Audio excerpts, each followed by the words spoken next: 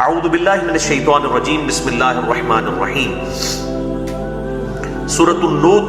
آیت نمبر 11 ان الذین جاءوا بالافک، بے شک وہ لوگ جو کہ لے کر آئے الزام،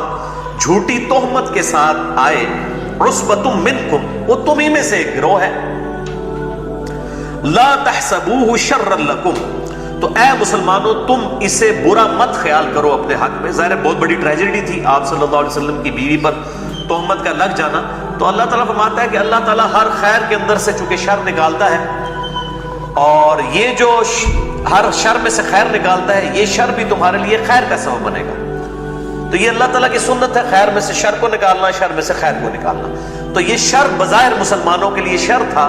لیکن اللہ تعالیٰ نے اس کو خیر بنا دیا مسلمانوں کے لیے، کہ ظاہر اللہ تعالیٰ نے نبی صلی اللہ علیہ وسلم کی بیوی کی برات میں آیات بھی نازل فرمائی، اور منافقین کا کردار بھی کھل کر سامنے آ گیا،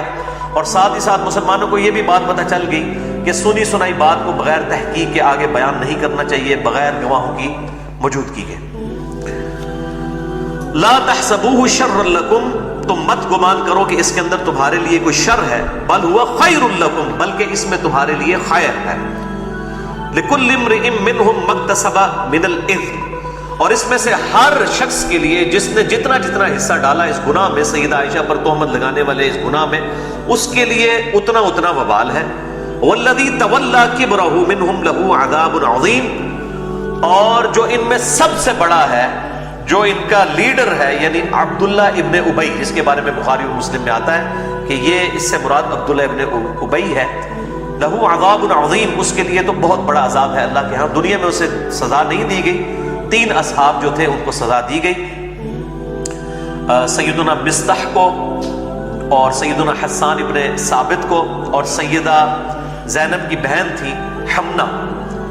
رضی اللہ عنہم اجمعین، ان تینوں کو قذف لگائی گئی۔ ابو داؤد و ترمذی میں آتا ہے 80 کوڑے لگائے گئے۔ باقی یہ جو ان کا بڑا لیڈر تھا منافقین کا، عبداللہ ابن ابی، اس کو چھوڑ دیا گیا فتنے کے ڈر سے۔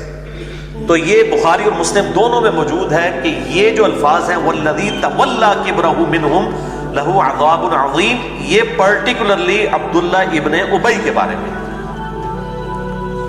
کیونکہ بنو امیہ کے دور کے اندر یہ آیت سیدنا علی کے اوپر فٹ کی جاتی تھی، نعوذ باللہ من ذالک، کہ یہ حضرت علی جو ہے وہ الزام لگانے والوں میں شامل ہیں۔ اسی حوالے سے میں نے پچھلی دفعہ بھی گفتگو کی تھی کہ بخاری اور مسلم میں عبداللہ ابن ابی کا نام آیا ہے، لہذا یہ سیدنا علی کے اوپر بالکل تہمت لگائی گئی۔ لولا اذ سمعتموہ ظن المؤمنون والمؤمنات بانفسہم خیرا، ایسا کیوں نہ ہوا کہ جب تم نے یہ افواہ سنی تھی، مومن مردوں اور مومن عورتوں کو چاہیے تھا کہ وہ اپنوں کے بارے میں حسن ظن رکھتے، بجائے وہ بدگمانی کرنے کے۔ یہ مسلمان مرد و عورت جن کے اوپر یہ تہمت لگائی گئی، سیدنا صفوان یا سیدہ عائشہ رضی اللہ عنہما وعلیہم السلام، یہ تمہارے اپنے مسلمان بھائی تھے اور بہن تھے، تمہیں تو چاہیے تھا اپنوں کے بارے میں حسن ظن رکھتے۔ وقالوا ھذا افک مبین، اور تمہیں تو یہ کہنا چاہیے تھا یہ تو کھلا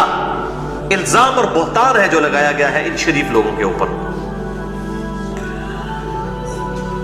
لولا جاءوا علیہ باربعۃ شہداء، کیوں نہ ایسا ہوا کہ اگر انہیں تہمت لگائی ہی تھی تو وہ 4 گواہ اس کے اوپر پیش کرتے۔ فاذ لم یأتوا بالشہداء فاولئک عند اللہ هم الکاذبون، اب جب کہ وہ 4 گواہ نہیں پیش کر سکے، ظاہر الزام ہی جھوٹا تھا، تو گواہ کہاں سے لانے تھے؟ تو اللہ تعالیٰ فرماتا ہے تو یہ اللہ کے ہاں تو ہیں جھوٹے۔ وَلَوْلَا فَضْلُ اللَّهِ عَلَيْكُمْ وَرَحْمَتُهُ، اور اگر اللہ کا فضل اور رحمت تم پر نہ ہوتی، فی الدنیا والآخرہ، دنیا اور آخرت میں، لَمَسَّكُمْ فِي مَا أَفَضْتُمْ فِيهِ عَذَابٌ عَظِيمٌ، تو اللہ تعالیٰ کی طرف سے تمہیں پہنچ جاتا اس زبان درازی کی وجہ سے، جو تم نے یہ افواہ جو ہے سنی سنائی بات آگے کر دی، بہت بڑا عذاب۔ اب سب کے سب لوگ ظاہر شامل نہیں ہوئے، چند لوگ ہی شامل ہوئے۔ اللہ تعالیٰ کا خاص فضل تھا کہ اللہ تعالیٰ نے اہل ایمان کی اکثریت کو اس الزام سے محفوظ رکھا۔ تو یہ اللہ تعالیٰ فرماتا ہے کہ یہ ہمارا فضل ہے خاص اصحاب رسول پر صلی اللہ علیہ وآلہ وسلم۔ اذ تلقونہ بألسنتکم، جب تم اپنی زبانوں سے یہ سٹوری جو ہے نقل کر رہے تھے، یعنی یہ عادت ہوتی ہے سنی سنائی بات کو آگے کرنا. وتقولون بأفواہکم ما لیس لکم بہ علم، اور تم اپنے منہ سے وہ باتیں نکال رہے تھے کہ جس کے بارے میں تمہارے پاس علم بھی نہیں تھا. بغیر علم کے سنی سنائی بات کو آگے بیان کر دینا،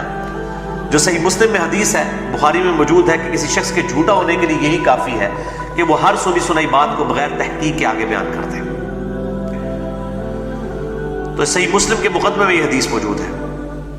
وَتَحْسَبُونَهُ هَيِّنًا، اور تم نے اس کو بڑا معمولی سمجھا کہ نبی کی بیوی کے بارے میں گفتگو، اور تم زبان کے چسکے کے لیے آگے باتیں بیان کرتے چلے جا رہے ہو، اور تم سمجھ رہے ہو کہ خیر ہے، بات کر بھی لی تو کیا ہوا، ہم نے کون سا جو ہے وہ اس کے الزام لگا دیا ہے، صرف سنی سنائی بات کو سنا ہے جی، ہم نے تو سنا ہے ایسے، اور اس طریقے سے بات آگے بیان کرتے. اللہ تعالیٰ ماتا تم تو بڑا اس کو معمولی خیال کر رہے تھے. وَهُوَ عِندَ اللَّهِ عَظِيمٌ، جبکہ اللہ کے ہاں تو یہ بہت بڑی بات تھی. اتنی بڑی جرت تمہاری کہ نبی کی بیوی کے بارے میں اس طرح کی گفتگو تم نے سنی اور تم آگے بات کرنا شروع کر دی. وَلِعَوْذُ بِاللَّهِ تَعَالَى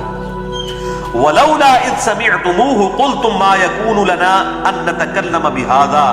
کیوں نہ ایسا ہوا کہ جب تم نے یہ بات سنی سنائی بات سنی تھی، یہ افواہ سنی تھی،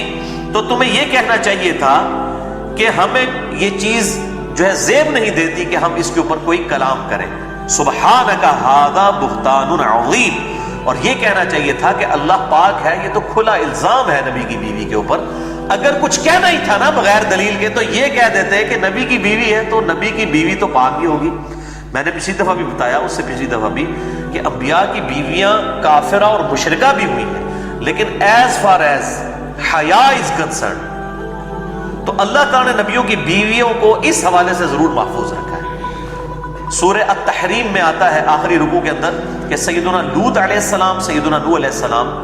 یہ دو بہترین اللہ تعالیٰ کے پیغمبر، بہترین انسان، ان کی دونوں کی بیویاں کافرہ اور مشرکہ تھیں. اور اللہ تعالیٰ فرماتا ہے کہ وہ بہترین ہمارے بندے بچا نہ سکے اپنی بیویوں کو ہمارے عذاب سے، کیونکہ انہوں نے اسلام قبول نہیں کیا.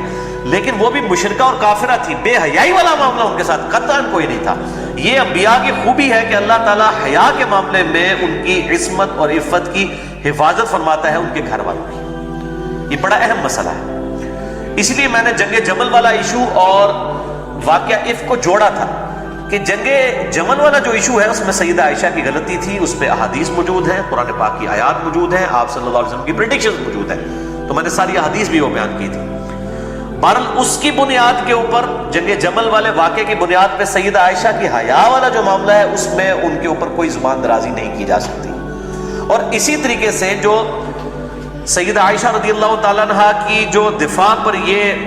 حدیث عفق آئی بخاری اور مسلم کی، اور یہ قرآن حکیم کی سورۃ النور کی آیات 11 سے لے کر 26 تک، ان کی بنیاد کے اوپر جنگ جمل والے ایشو میں ان کا دفاع نہیں کیا جا سکتا. وہ جھوٹا دفاع ہے، وہ تو معاملہ ہی کچھ اور